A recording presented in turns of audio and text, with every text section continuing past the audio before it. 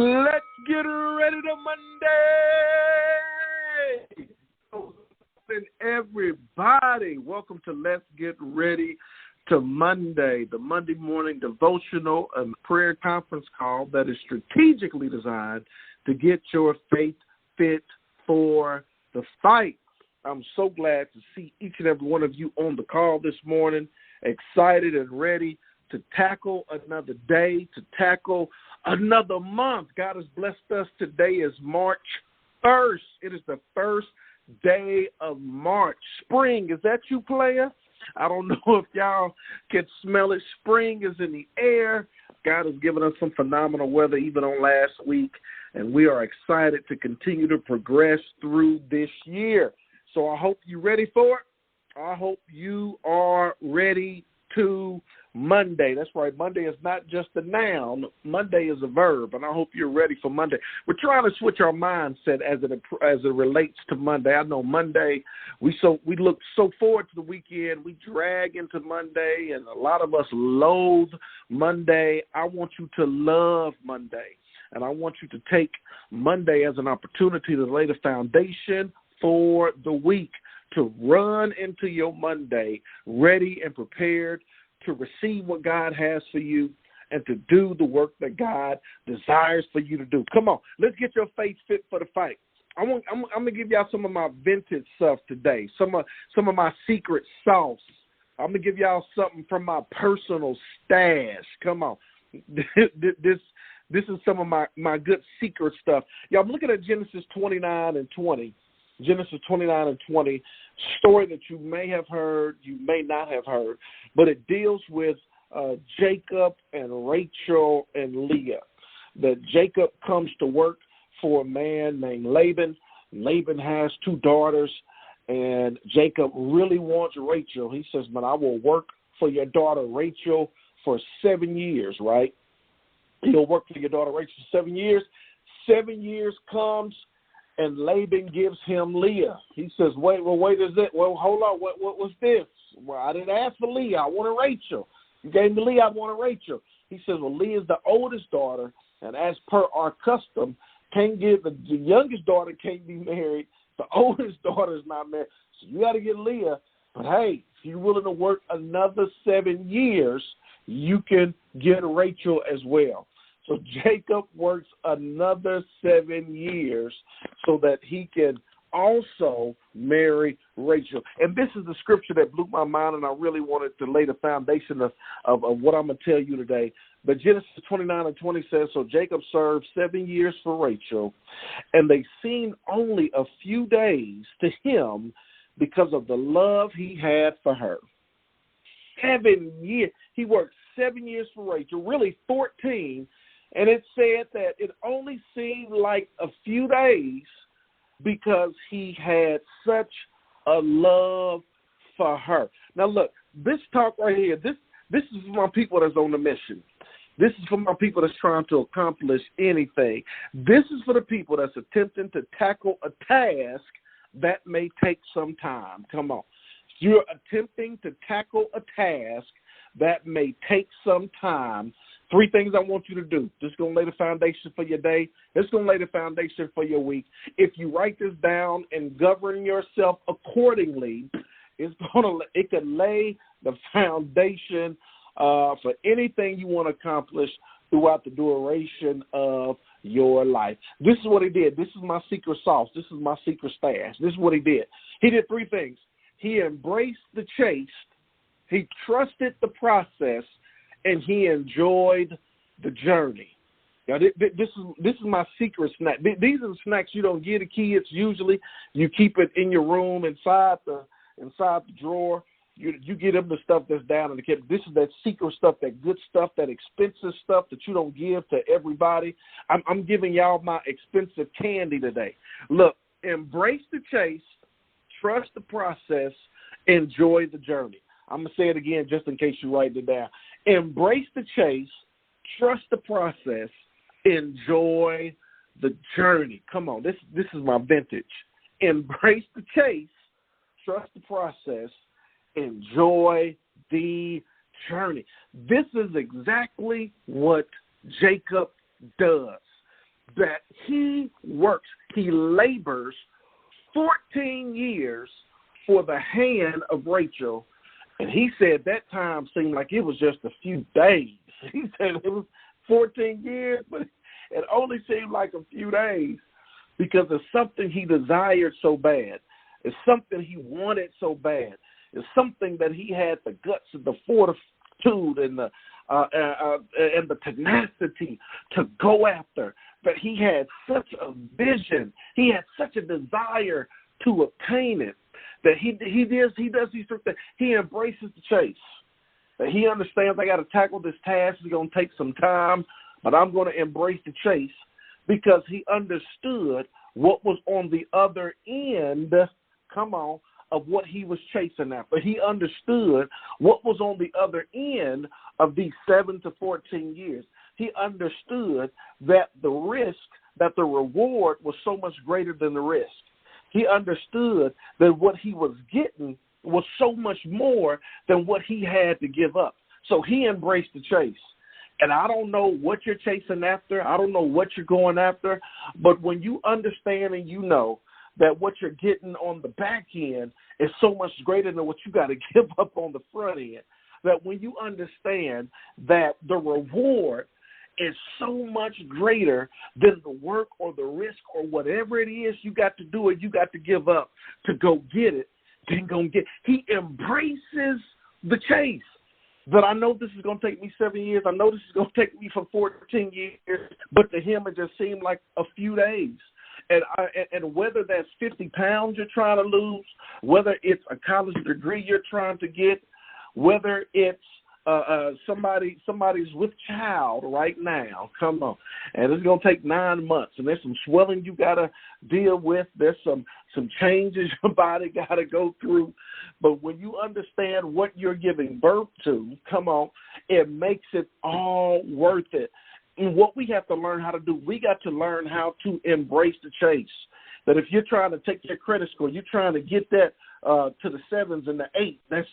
That's the goal. Come on, embrace the chase. When you begin to understand, there's some sacrifices I got to make, but I got my credit report. I see what's on there. I'm gonna clean this thing up, and I got to make some sacrifices in the interim. Got to make some sacrifices in the short term, but what I'm getting in the long term, it's going to be so much better. Whatever it is, embrace the chase. A lot of us fail or we're not able to endure certain situations and circumstances. Here it is because we loathe it and we don't love it. Because we loathe it and we don't love it. We haven't shifted our mindset. We haven't shifted our perspective. We haven't shifted anything. And because we enter into it with the mindset that loathes it instead of loving it, what happens is we tend to have negative connotations surrounding it. We tend to tackle it in a negative way, or it weighs us down, and it does not help us to, as we go after the goal, that we're not postured in patience. We're not postured in a way that's going to make it easy. We're postured in a way that's going to make it extremely difficult because we're not embracing the chase. And whatever it is, y'all, it might be 7 years away. It might be 14 years away. It might be 9 months away. It might be 3 months away. But you got to hunker down and buckle down. But I want you to embrace the chase. Come on, don't loathe it, love it. Not only did he embrace the chase, he trusted the process. That I'm going to trust the process. That's the thing that many of us don't want to endure. That's the thing that many of us don't want to go through. That, God, how come I just can't snap my fingers and it's done? Excuse me, how come I just can't? Why do I have to wait? Why does it take so long? Why is it going to take 3 years? Why is it going to take 6 months? Why? Look, you have to trust the process. You got to trust the process. You got to do the work. You got to make sure that whatever it is that you're chasing after, whatever it is you're going after, whatever it is you're doing, you got to learn how to trust the process. It's the process where we're developed. It's the process where we're made. There's lessons learned along the way. It's the process that really shapes us and helps us to develop the discipline and the habits, watch this, not just to maintain it, but to sustain it. I said something right there. Because a lot of us, watch this, when we go after stuff, it's not can you maintain it. The question is, can you sustain it? Can you hold on to it? It's one thing to get it. It's another thing to keep it. And anything that you get too easy, you lose. Anything that you get too easy, you don't appreciate. Anything that you don't go through the process of being able to lay a solid foundation, watch this, anything that you go through a process that you don't lay the solid foundation, you may be able to gain it, but you might not be able to sustain it. You might not be able to maintain. It's one thing, come on, y'all can attest to this, it's one thing when you're given a car. You didn't work for it, you didn't pay for it, somebody give you a car, and you really don't appreciate it, that you don't change the oil, you let it run raggedy, you don't wash it, you don't take good care of it, it was given to you. It's another thing when you got to buy it yourself, when you had to save up. Y'all know how y'all did back in the day. Y'all used to work for BMG. Y'all used to work for the CD company. Come on, y'all used to work for different places. You was working at McDonald's. You had to save up your money, and you saved up $2,000, $1,500. You was able to go get your car.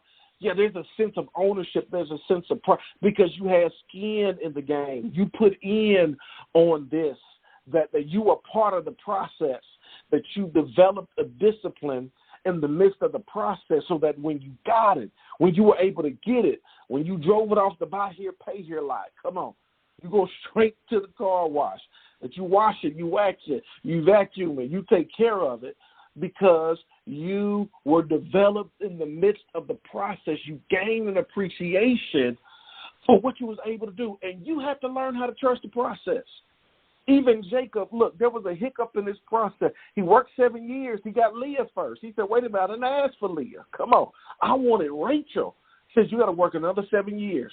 He works 14. Even when there was a hiccup in the process, he wanted her so bad. He understood the importance of what he was getting, that he trusted the process.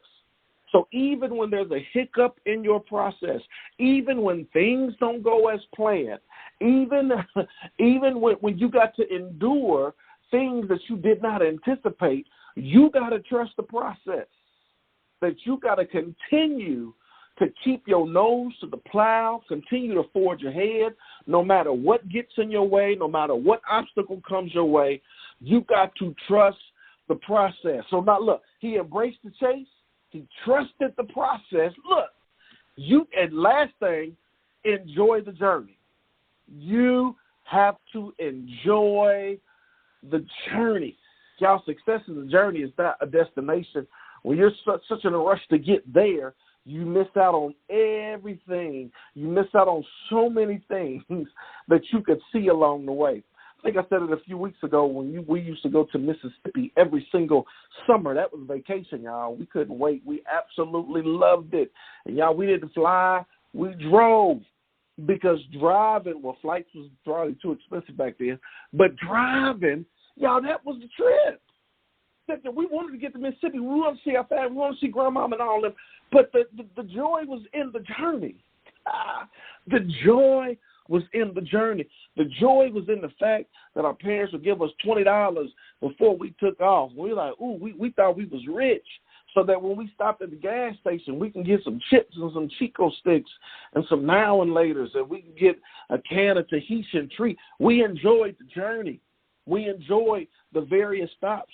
We knew we was going to be in Effingham. We knew we were going to be in Missouri. We knew we was going to stop in Boomland. We enjoyed the journey. We loved going through the bridges. We loved seeing the little mountains. We loved, but it's the journey.